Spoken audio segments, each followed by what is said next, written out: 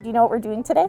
Yeah, COVID testings. Yeah, so I wanted to show you what's in the test. Hi, I'm Dr. Katie Pwinica-Worms, a pediatrician with New York City Health and Hospitals. As a doctor for our city's children, I know that keeping our kids healthy means keeping our schools safe from COVID-19. That's why, together with our partners at the New York City Health Department, the New York City Department of Education, and the New York City Test and Trace Corps, we're bringing COVID-19 testing to schools to keep our students safe and our classrooms open.